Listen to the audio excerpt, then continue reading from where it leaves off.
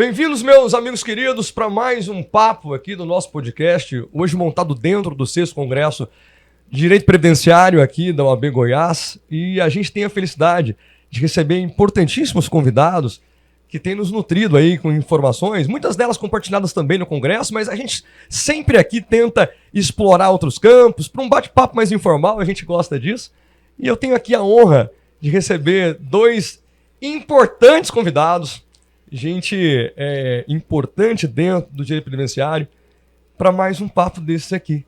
Eu estou aqui com a professora e doutora Amelina Prado e professor doutor Márcio Hartz. Que bacana receber vocês dois, que alegria. Eu que agradeço o convite do IGD, né, um grande parceiro aqui do nosso congresso, que já está na sua 7ª edição. E é uma alegria enorme. Sétimo, né? Eu falei sexto. Edição, João, eu falei errado. A minha cabeça não funciona bem mais.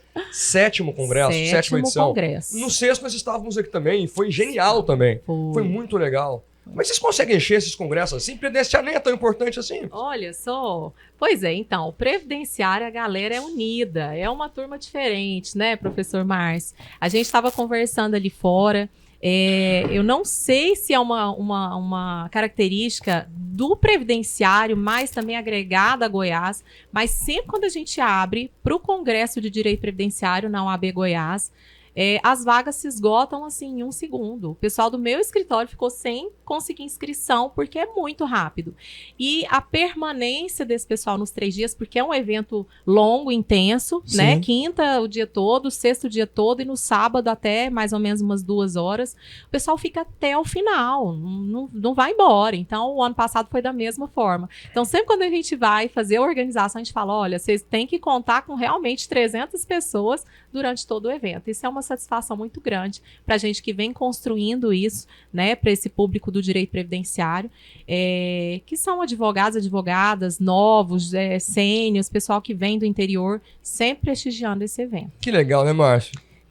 Obrigado, em primeiro lugar, pelo convite, João, porque é sempre bom a gente poder falar com um público que não é o nosso, né? A gente, eu venho do Rio Grande do Sul, venho de Porto Alegre. Claro, hoje, com as redes sociais, a gente alcança muito mais gente, muito mais do que quando a gente estava na sala de aula, só na sala de aula. Eu sou dessa época também, sou cria da sala de aula, preparatórios para concurso. E é muito bom, Goiânia é um capítulo à parte nesses eventos, porque não é demagogia isso, é um público diferente. É um público diferente, é um público muito interessado, muito capacitado, e especialmente muito receptivo a quem é de fora. Nem sempre é assim.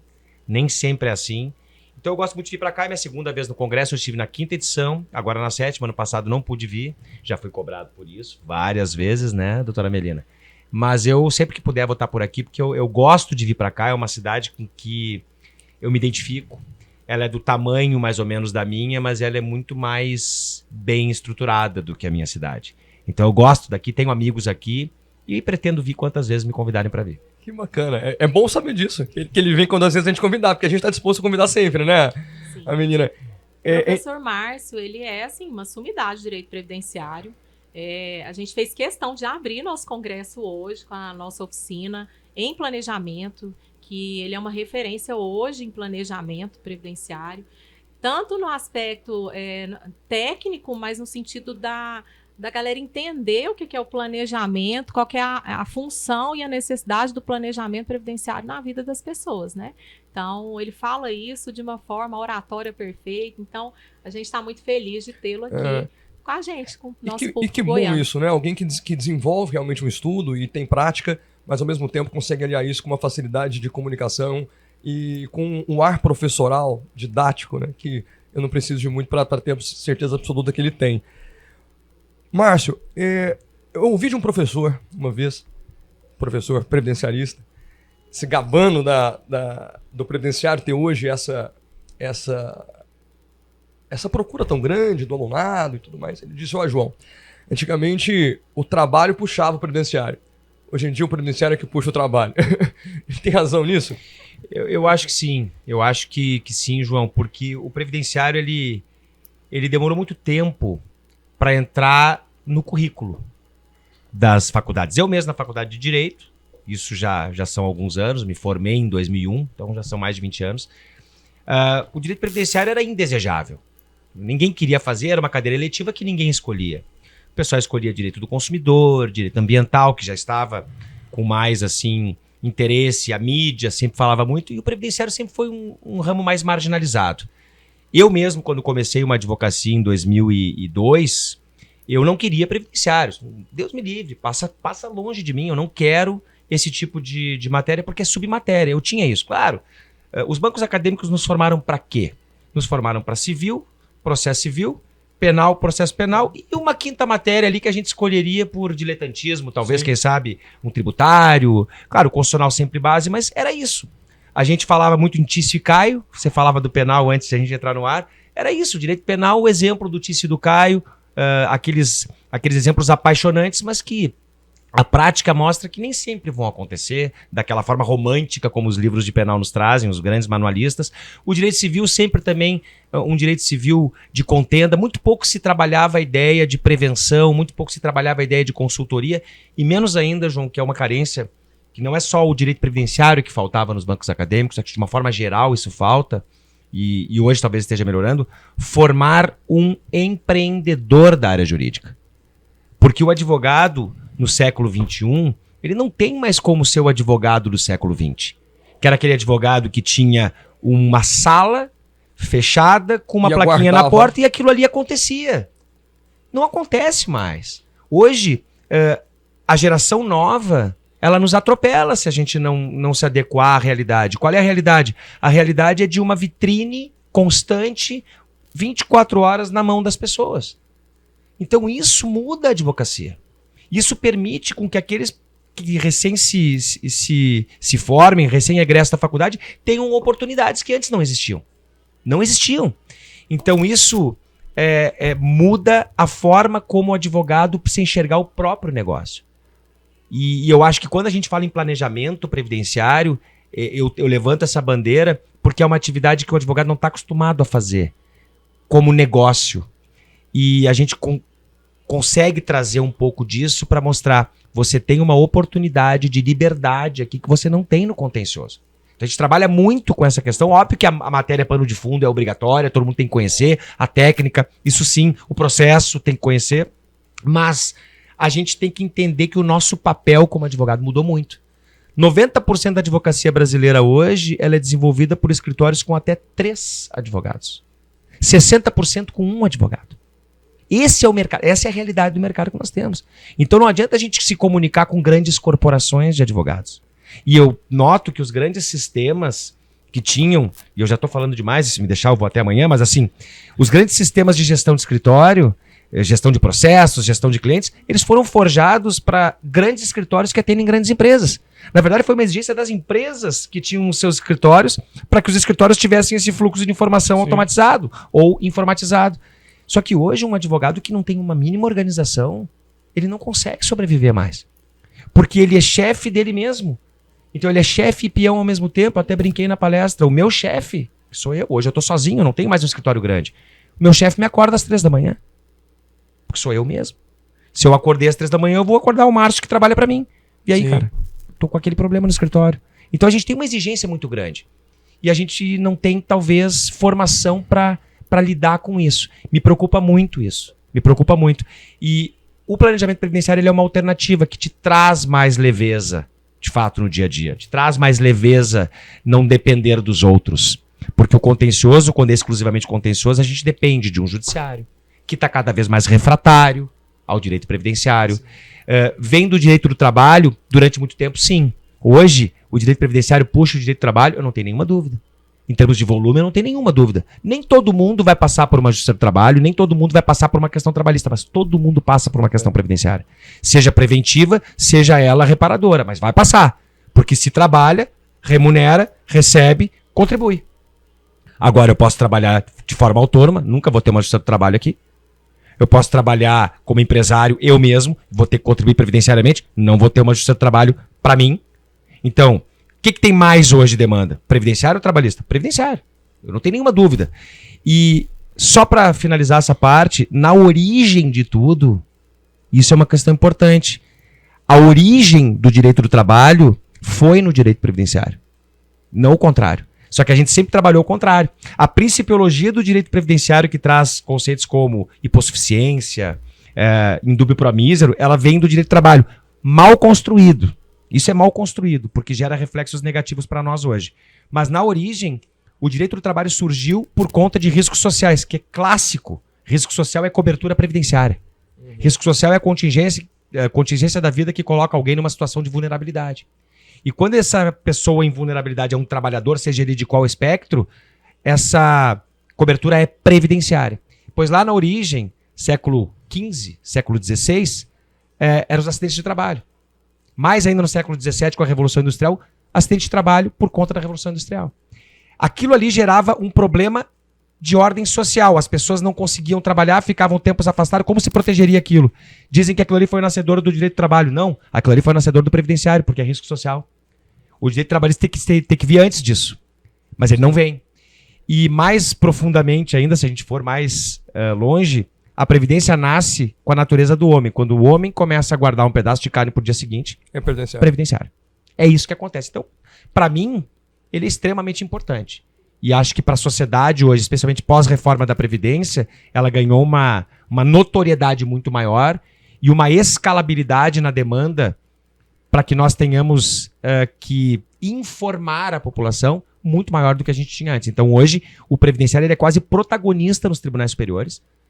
Grandes temas no Supremo Sim. Tribunal Federal vão para a mídia, grandes temas no Superior Tribunal de Justiça, na Turma Nacional de Uniformização, estão carregados de temas previdenciários, porque existe uma relevância muito grande disso. Então, é um ramo muito interessante para trabalhar. Eu não tenho nenhuma dúvida, eu gosto muito e vendo essa ideia. Venha para o direito previdenciário, porque aqui a gente tem espaço, né? Ainda tem espaço. Eu tenho ouvido algumas vezes, Melina, de alunos, que a advocacia está muito fechada. E hoje eu tenho muita tranquilidade de responder que, primeiro, ela nunca foi aberta. Em qual momento que ela foi aberta, venha advogar e ter resultados imediatos? Nunca foi. Mas eu acho que o momento nunca foi tão positivo. É o contrário. Nunca foi tão positivo para aquele que tem vontade e coragem de se embrear na advocacia. Todos os grandes, pequenos, médios escritórios têm vagas abertas de contratação e não conseguem preencher. Eu desafio um escritório de Goiás hoje que você vai ter um médio porte que não tem 2 vagas abertas para contratação e não consegue contratar. Hoje o professor Márcio falou muito bem. Eu tenho a condição de, tendo um bom conteúdo, tá com um canal de televisão na minha mão, gerando conteúdo e me mostrando o que eu consigo fazer o dia inteiro. É que, por outro lado, essa maior facilidade de ter acesso ao conhecimento e de me apresentar fez com que todo mundo se apresentasse primeiro para depois buscar saber o que falar e o que apresentar. Eu tenho sentido as pessoas muito mais voltadas a entender primeiro de marketing do que do conteúdo a ser entregue. Você sente isso, Melina? Sim, justamente sobre isso estávamos falando lá fora, coincidentemente, com o professor Márcio. Estamos em uma nova realidade. A gente não pode ignorar isso. Como muito bem pontuado aqui, a gente precisa entender que hoje um profissional, ele não entende só do direito. Um profissional, um advogado, ele... Mas entende do direito também. Entende e tem que entender. Tem que entender do direito também. Muito bem, né? Mas até com relação a todo esse histórico aqui que o professor Márcio Hartz trouxe, esse paralelo do trabalhista com o previdenciário, né? Esses pontos de ligação que a gente tem. A gente trabalha com um cenário pós-reforma que mudou drasticamente a forma de trabalhar com o direito previdenciário. Em quê?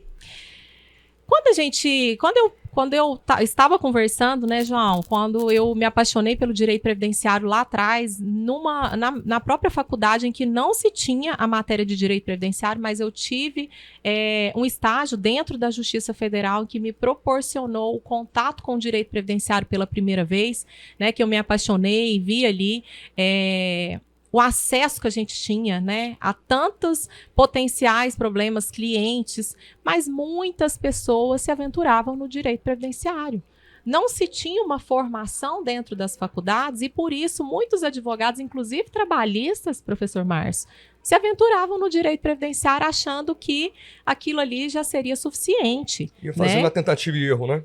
E muita gente, pasmem, conseguia, inclusive, engatar a sua carreira ali, porque não existiam profissionais previdenciaristas especializados.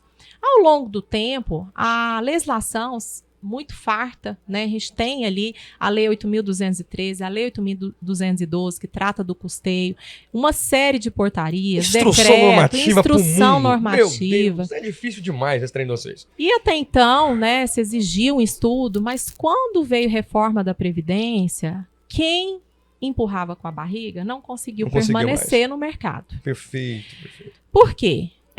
Houve uma redução, sim, de direitos, tá, constitucionais, mas, além disso, o olhar com relação ao previdenciário mudou muito. Ou você está atualizado com a instrução normativa que mudou. Toda semana a gente fala, né? Toda semana a gente deita com a legislação de um jeito e acorda de outro. Então, esse cenário de 4, 5 anos, principalmente para cá, se você não se atualizar, você fica para trás. Não adianta hoje você achar que você vai entrar com uma demanda previdenciária de qualquer jeito e vai vingar, porque não vai. E, além disso, dentro desse contexto pós-reforma, que tem sido construído ainda, né, a gente fala que houve uma mudança também de pensamento com relação à necessidade da Previdência. E aí, a gente traz também outros serviços que passam a ser agregados e o próprio cliente ter consciência que esse serviço é importante. O planejamento previdenciário é um deles. Porque antes sempre existiu o planejamento previdenciário. A diferença é que antes da reforma, o cliente ele não tinha tanta consciência. Veio reforma e mudou drasticamente todas as regras. Uma complexidade da pessoa bater na porta do INSS e não saber qual que é a melhor regra para ela. E aí, o planejamento previdenciário ele veio com muito mais força nesse cenário. Só que aí o desafio do advogado é o quê? Fazer com que esse público nosso, esse cliente, desperte a consciência da necessidade do trabalho do planejamento previdenciário. O planejamento previdenciário ele não é somente um cálculo que a pessoa faz, quanto que você vai se aposentar. Olha aqui, ó, não é só isso. É o caminho que você vai traçar da melhor forma para chegar no melhor benefício na aposentadoria, levando em consideração não só a aposentadoria, mas que você tem que ter uma cobertura de um auxílio-doença. E o cliente, ele não sabe que ele precisa disso. Então, ele veio com mais força. É um dos serviços, dos produtos que podemos ofertar nesse cenário que a gente está. Então, entra muito na questão que o professor Márcio falou. A gente precisa se despertar para todas essas mudanças que a gente tem enfrentado. A advocacia previdenciária ela não é só uma caixinha engessada. Muito pelo contrário. A gente tem que pensar fora da caixa o tempo todo e enxergar todo esse cenário que nos exige nos adaptar. Né? Então, trouxe o exemplo do planejamento. Voltando, não é só entender muito bem da matéria, porque isso a gente tem que partir de um requisito ali básico, né? A gente precisa realmente entender muito bem da matéria, se atualizar, entender como que está sendo praticado ali naquele determinado assunto, como os tribunais estão entendendo, né? Mas também você ser empreendedor.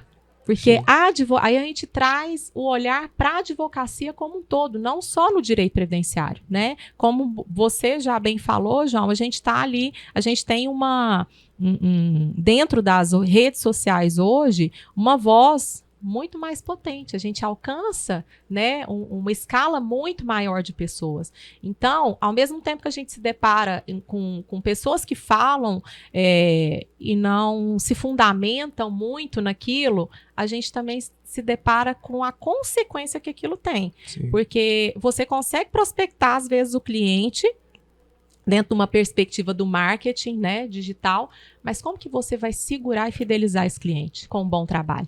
Então, não tem como a gente separar. É um todo. O marketing é muito importante, né? A gente não tem que fechar os olhos para isso. Ele está aí, é uma realidade. Quem ficar de fora, quem fechar os olhos vai ficar de fora, né? Não vai conseguir se sustentar nesse mercado. Além disso, a gente tem que ter conhecimento de tudo um pouco, né, professor? É gestão, é financeiro, a gente tem que tocar o escritório como uma empresa para que ela consiga realmente se sustentar nesse cenário atual. Entendi. O marketing, só para eu complementar, assim, porque você colocou um ponto, João, que é uma preocupação que talvez você, como professor, você tenha, e eu também tenho essa preocupação.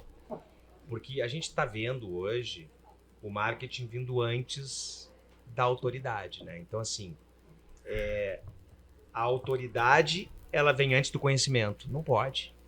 É impossível. Você não consegue ser autoridade sem conhecimento. E a autoridade não é o que se imponha. Senão é autoritarismo, não é autoridade. A autoridade se conquista. Sim. E a gente tem visto que o mundo digital, ele ainda é muito incipiente aqui. A gente não sabe exatamente o que está acontecendo. A gente não consegue dimensionar. Hoje a gente fica surpreso com coisas que acontecem que a gente acha que vem do sobrenatural, mas não é, porque a gente está com isso aqui na mão. Então, se eu estou falando com você começa a falar sobre carro, a próxima propaganda que vai aparecer para mim aqui é carro. E eu não estou nem com ele ligado. Então, assim, a gente está sendo monitorado em tempo integral. Então, a gente tem acesso ao mundo. O mundo pode nos acessar. E isso aumenta muito a nossa responsabilidade. E o que a gente vê é que os jovens estão aproveitando esse espaço muito bem, mas sem tanta responsabilidade. Então ele vai conquistar um espaço muito rapidamente, mas é aquela história, é o triunfo muito rápido, mas a queda ela é logo ali. Porque se não tiver base de conhecimento teórico, de conhecimento científico, de formação, falava de direito previdenciário, o direito previdenciário ele é um braço de direito público. Então, se eu não souber direito constitucional, especialmente direito administrativo, porque imagina, a relação subjacente previdenciária ela se estabelece no âmbito do direito administrativo. Ah. Autarquia, indivíduo, contribuinte, Estado. É assim que funciona. Nas duas vias que compõem essa relação previdenciária, a gente tem uma via de ida, que é a via contributiva, credor-Estado, devedor, indivíduo e sociedade, e na outra via, que é a da prestação, o Estado é devedor e o indivíduo é credor. É uma via de direito administrativo. Se eu não souber direito administrativo, eu não consigo trabalhar com isso. E aí depois você vai judicializar. Não adianta eu ter o direito material dominado se eu não tiver o processo. Aí você cai na primeira decisão interlocutória e já não sabe o que fazer. E olha, a gente percebe, professor João, erros que não poderiam ser cometidos por um advogado. E muitos criticam a prova da ordem, mas se não tiver, olha, se 90% já não passa... Claro que é uma prova difícil, eu não estou querendo desmerecer, né, que seja uma prova difícil, mas assim... E ela tem que ser difícil. Tem que ser difícil, porque a vida é difícil. O cliente chega com problemas que ele espera que nós solucionemos. E não que a gente dê qualquer destino para aquilo. Então, o maior cuidado que eu procuro ter hoje em rede social, e eu sou muito ativo nas redes sociais, é produzir um conteúdo que eu possa bancar, que eu tenha lastro para bancar. E eu sou muito crítico em relação ao conteúdo que eu consumo. Talvez por uma formação socrática de questionar tudo, mas eu sou muito crítico. Por que está dizendo isso? Eu tenho como saber onde é que é a fonte? Eu tenho que conhecer. Uma pessoa que vai advogar, ela tem que saber onde encontrar fontes fidedignas para confirmar aquilo que ela está vendo, aquilo que ela está escutando. Ela vai falar com o professor João vai dizer, então, tudo bem. Onde é que eu leio isso, professor João? Leia nesse livro, que esse aqui vai te dizer, vai dar o caminho. O que as pessoas hoje não querem mais fazer, e isso é muito perigoso. Ninguém quer ler. As pessoas antes, para procurar alguma coisa, pegavam um livro, quando muito um resumo de um livro, mas liam. Depois virou vídeo. Aí o vídeo passou a ser acelerado 2 vezes. Daqui a pouco vai ser acelerado 4 vezes. Agora as pessoas querem vídeos de 1 minuto. Agora as pessoas querem vídeos de 15 segundos. Está crescendo a demanda para pegar pelo braço e mostrar como é que faz. Então, assim, o conhecimento ele tem que vir antes da autoridade. E está se construindo muita autoridade sem isso. Isso é preocupante. Eu me lembro de uma conversa que eu tive. Eu tive a felicidade de ter algumas conversas com o professor Cristiano Chaves, que nos deixou recentemente. Professor da nossa pós. Nós tínhamos uma pós em Rio Verde. Então, eu falo que eu sou muito grato à oportunidade que eu tenho de estar dentro de uma escola que recebe tanta gente importante. Um papo desse aqui, isso aqui até pouco tempo era para poucos. E agora a gente consegue gravar e transportar isso para todo mundo. E Cristiano Chaves falando comigo sobre isso. Porque eu falava, Cris, mas a rede social hoje, ela dá muita voz pro franco atirador. O franco-atirador é um cara que ele ouviu falar algo de previdenciário ou de processo civil, ele não tem um compromisso com a manutenção daquele trabalho, ele cria uma fórmula de lançamento, se ele colocar uma grana no bolso para ele e no próximo lançamento não der certo, tá ok. E a rapidez, a fluidez que a rede social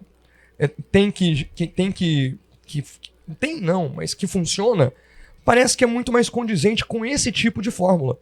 Porque se nós formos gravar um vídeo, primeiro que em 1 minuto eu não conseguiria falar nada de muito relevante assim, mas se eu tiver a oportunidade de, como nós temos, já que o YouTube, nós do Tubo, de fazer algo que fale com realidade sobre os passos que ele tem que dar para chegar a ter uma advocacia de respeito, é falar de muita dificuldade. Dificuldade essa que a maioria não está disposta a fazer. Então aparece esse outro com a bandeira me siga, e ele fomenta isso com bons vídeos, com uma fórmula que é bem sucedida e conhecida, mas que funciona. E aí acaba que o grande mestre, os grandes professores, aqueles que nos formaram, acabam ficando recuados, com medo desse movimento também. Eu falava muito disso com o professor Renato também, um amigo do processo. Assim, Renato, se você não colocar a cara e dizer que você sabe como advogar, sabe treinar alguém à advocacia, vai aparecer alguém que nunca advogou e vai dizer que sabe levar alguém ao sucesso, geralmente com uma fórmula de 5 passos para alguma coisa, as quase sempre começam assim, e vai tirar a oportunidade das pessoas conhecerem aquilo que é real. Porque em todos os caminhos que eu percebo de gente séria e que eu conheço, são lotados de muitos nãos, de muitas dores, de frustração, de mudanças diárias, até que você atinge alguma coisa que você possa se gabar de fazer. Então, eu não vejo por mais que dê voz para todo mundo, eu não vejo que o algoritmo ele é favorável. Falando de algoritmo, porque é o que se denomina, né? A fórmula da rede social é favorável a alguma coisa que seja mais perene, mais sólida, e que leve alguém, por exemplo, a desenvolver uma leitura. Um professor antigo meu falava que o aluno de direito, criticando o aluno da época, que era eu, era um aluno de apenas 50 obras. Imagina. O aluno de direito, ele mais ou menos fazia a conta de quantas disciplinas nós teríamos durante o curso inteiro, que nós estávamos lendo só uma obra de cada uma daquelas cadeiras. E ele criticando isso. Hoje é impensável, falando do aluno padrão, uma leitura de 50 obras. E o que faz tanta falta? Né? Porque é o EAD. Eu falo para os meninos que o primeiro EAD é o livro. Porque você carregava o conhecimento para onde você estivesse. Então, é nisso que parece que eu não estou ainda muito à vontade com a rede social, por mais que dê voz para o professor Márcio, dê voz à Melina, dá voz para todo mundo, e parece que essas vozes que contam a verdade ficam meio ofuscadas pela ideia de facilidade e de beleza que a rede social parece que tem que fomentar. Né? Mas eu acho que... Eu não sei se eu tô não, triste. Você tem razão. Você tem razão. Mas eu acho que nós, professores e aqueles que defendem um aprofundamento sério, a gente tem um compromisso quando a gente se assume professor, né? Um professor ele não pode silenciar. Eu acho que a gente não pode silenciar. Isso. E o que a gente percebe é um constrangimento, especialmente dos mais acadêmicos, Isso. de estarem ali no mundo digital, porque afinal de contas, o que vão pensar de mim que aquele é um mundo selvagem e eu vou estar lá? Mas O senhor também sente isso, né? A tua missão é estar lá. Se o teu aluno está lá, tu tem que ir lá. Tu tem que, justamente para tu advertir o teu aluno, cuidado que vocês estão assistindo, trazendo seriedade para cá. A maioria das autoridades de ocasião do Instagram, e eu faço muito conteúdo hoje, muito, faço lançamento também, mas eu me criei em sala de aula. A maioria das autoridades de Instagram não fazem uma coisa que é justamente aquela ferramenta do Instagram que revela a autoridade. Live. Porque ali não tem. Não tem erro. Live não tem. Você tá ali exposto ao vivo, alguém vai fazer uma pergunta, você tá ali. Sim. Então as pessoas fazem o quê? Vídeos de 30 segundos mostrando uma super autoridade, um lifestyle. Meninas e meninos com 25 anos. Meio que me pega, 25 anos de idade. Não sou etarista, muito pelo contrário. Mas eu acho difícil alguém com 24, 25 anos de idade, 2 anos de faculdade, querer mostrar para mim qual é a fórmula do sucesso profissional. Essa pessoa nem fracassou ainda. Como é que ela vai ter sucesso se ela não tropeçou, não caiu, não se machucou? Uma criança não vira adulto sem ralar o joelho. Qual que é a base de experiência? Qual é a dor que se tem? sentiu para dizer que tem o caminho das pedras para o sucesso com 25 anos? Nada contra. Tem gente com 25 anos que tem uma estrada muito forte, E é tão claro. perigoso falar em fórmula de sucesso, né? Muito. Porque você conversa com tanta gente interessante e cada uma vai te contar uma fórmula completamente alheia à outra.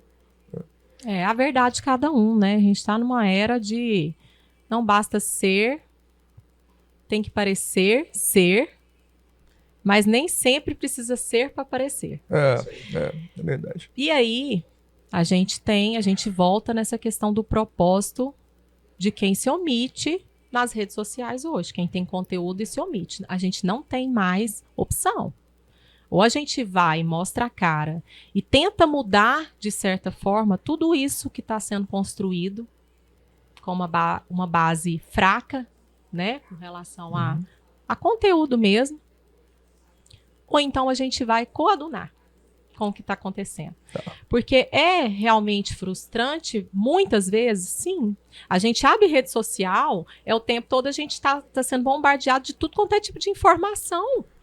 Né? Às vezes é uma informação que você nem imaginava, não, é uma coisa totalmente fora ali do meu dia a dia, e eu estou consumindo aquele tipo de conteúdo, aquilo ali você absorve de alguma forma. Sim. Né? Então, assim, isso traz um aceleramento mental gigantesco, não só para nós, mas para todos que estão consumindo, ou seja, todo mundo.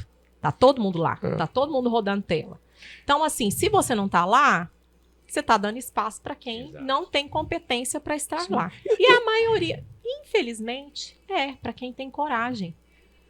Para quem tem coragem, mesmo sem conteúdo. Então, João, eu compartilho disso também, sabe? Às vezes a gente fica pensando, gente, aonde vai parar, né? E nós, enquanto professores, né, pessoas que se preocupam com a formação, a base técnica ali, a gente às vezes pode ficar, sim, chateado, mas a gente não pode se permitir deixar de agir, né, com relação a esse cenário. Os movimentos, como regra, eles são pendulares, né? Você vai para um extremo assim de facilidade de 20, 15 segundos, chega um momento que você exaure esse caminho. E é por isso eu citei o Cristiano Chaves, porque eu sempre ouvia a opinião dele para poder me instruir, até mesmo questão de educação, do rumo que ela iria, nós tínhamos que adotar. O movimento, ele volta à busca por algo de qualidade e disposto, inclusive, a pagar mais caro por isso. Depois que ele viu tanta coisa que não faz sentido, ele vai ter que voltar e uma hora ele vai ter que realmente desenvolver a advocacia. E é nessa hora que ele vai ter que buscar alguma coisa mais séria. Né? Então eu acredito nisso também. Mas eu quero voltar o papo um pouquinho pro previdenciário para aproveitar o Márcio. Eu gravei podcast nos últimos meses falando de planejamento sucessório. Planejamento tributário. Tá muito legal o tal de planejamento. É muito chique falar de planejamento. Eu queria saber, com todo o meu desconhecimento, uma pergunta muito honesta, o que é planejamento previdenciário? Vamos lá. Primeiro que eu acho que toca num ponto fundamental. Planejamento é olhar para frente, é a gente se preocupar com algo. Né? Então a gente tem uma preocupação com o futuro. De alguma forma a gente está conectado a isso.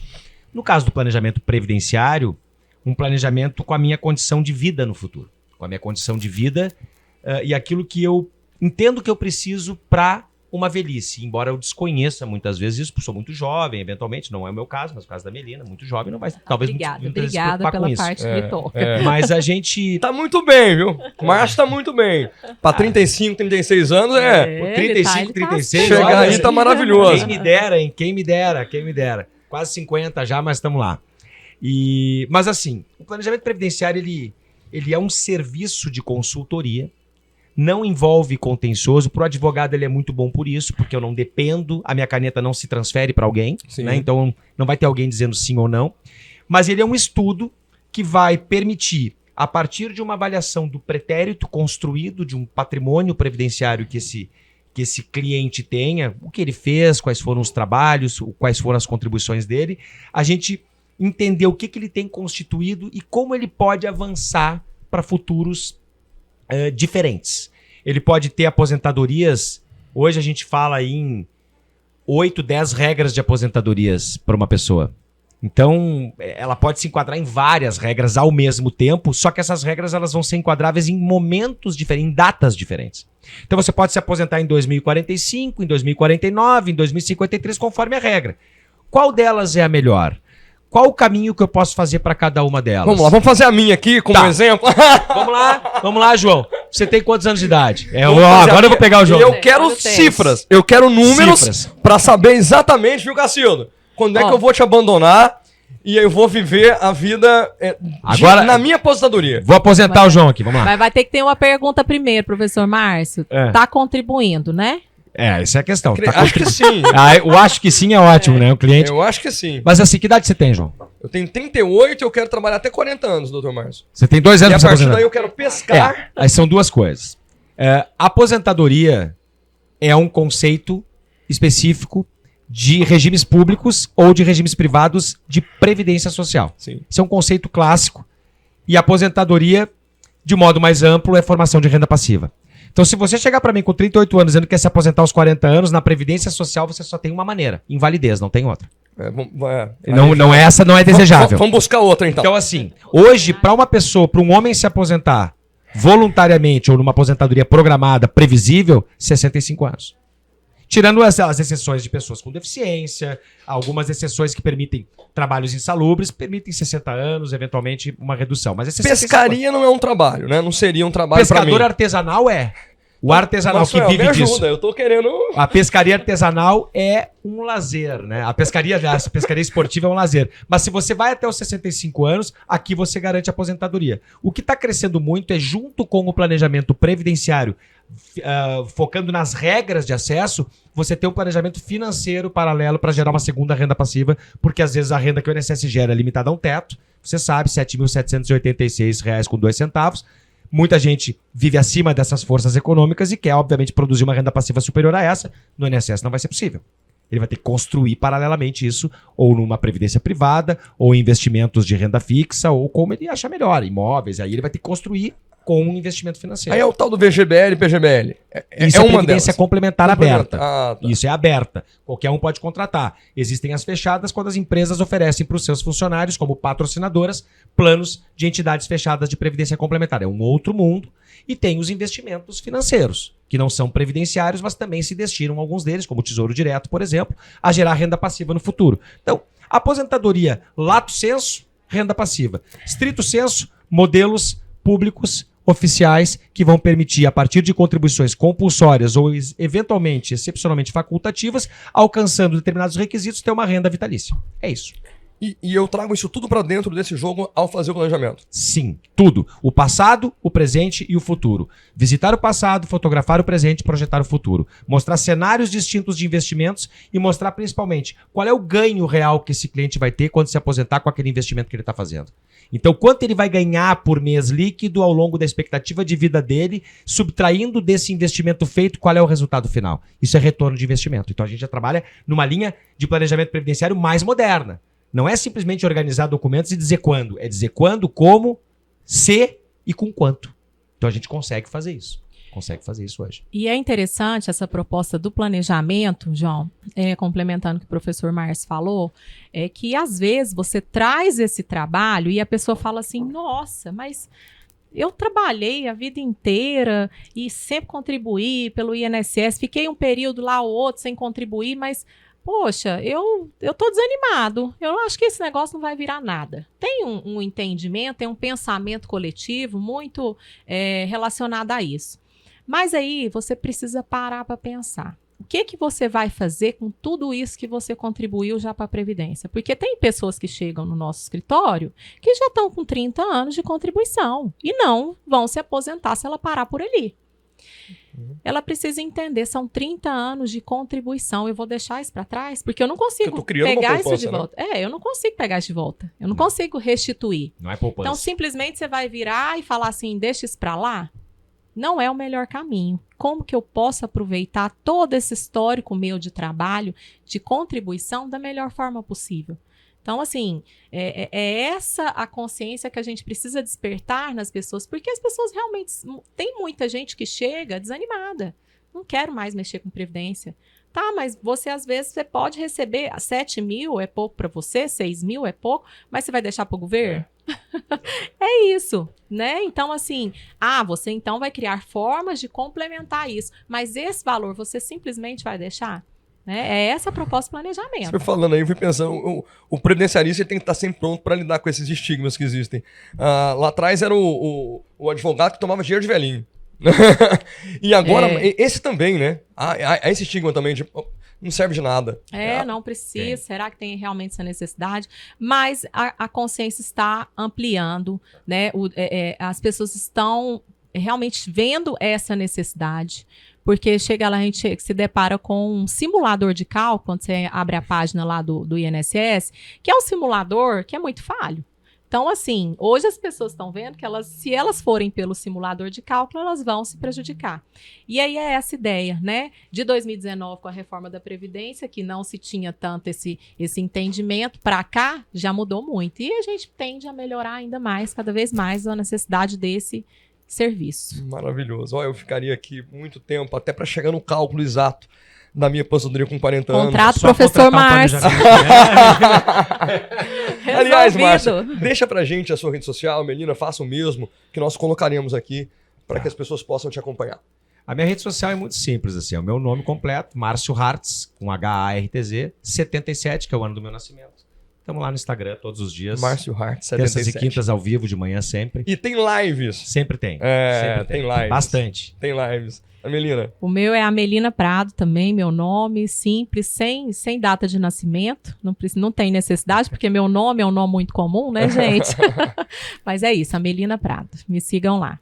Queridos, muito obrigado a vocês. Acho até que estendi um pouco mais. Faria muito mais tempo, porque realmente o que eu perguntei aqui são coisas do meu desconhecimento. E assim é que é bom, quando o nosso convidado, e sempre tem sido assim, sabe muito mais daquilo que a gente coloca em pauta. Então, Márcio, obrigado pela generosidade em compartilhar o seu conhecimento. Eu vou encerrar porque a gente quer recebê-lo aqui diversas outras vezes para outros papos, né? Que esse campo do direito, tal como os outros, tem um potencial de gerar novos entendimentos e novas provocações a todo instante. Então, muito obrigado a vocês dois. Agradeço. Foi um prazer recebê-los. Obrigada pelo convite. Um abraço para vocês. Espero que tenham gostado do papo como eu gostei. Grande abraço. Espero vocês para o próximo.